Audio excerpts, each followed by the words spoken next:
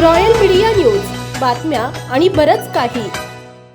नाशिकमधील भोंदू बाबा अशोक खरात प्रकरण राज्यात गाजत आहे. SIT कडून या प्रकरणाचा सखोल तपास सुरू आहे. आता SITने अशोक खरातच्या नाशिकमधील ओकस कार्यालयात जात मोठी कारवाई केली आहे. SITच्या पथकाने कार्यालयातील प्रिंटर आणि महत्त्वाची कागदपत्रे ताब्यात घेतली आहेत. त्यामुळे या प्रकरणाच्या तपासाला वेग प्राप्त झाला आहे. आता या प्रकरणात आणखी एक महत्त्वाची माहिती समोर येते. मिळालेल्या माहितीनुसार त्यांच्याकडे येणाऱ्या ग्राहकांची माहिती गोळा करण्यासाठी अशोक खरात स्वतंत्र यंत्रणा राबवत होता. त्यांच्याकडे येणाऱ्या भोळ्या भाबड्या ग्राहकांची आधीच माहिती मिळवत होता.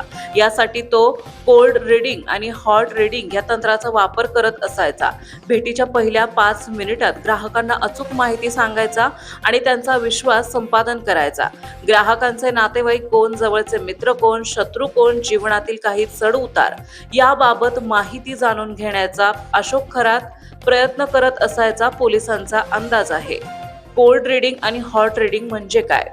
हॉट रीडिंग मध्ये आधीच माहिती गोळा करून ठेवली जाते, तर कोल्ड रीडिंग मध्ये पहिले काही प्रश्न विचारून त्यावरून अंदाज लावत समोरच्याला भ्रमित केले जाते.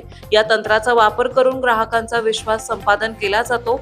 मानसशास्त्र आणि फेस रीडिंगचा प्रभावी उपयोग करत होता. अशोक खरातचा मोबाईल जप्त करण्यात आला असून डेटा रिकव्हर करण्याचे काम सुरू आहे.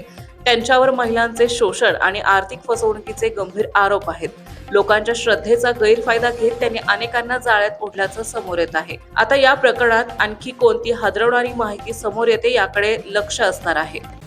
महाराष्ट्रातील ताज्या आणि महत्त्वपूर्ण बातम्या पाहण्यासाठी आजच आमच्या रॉयल मीडिया न्यूज चॅनलला सबस्क्राईब करा आणि बेल आयकॉन प्रेस करा.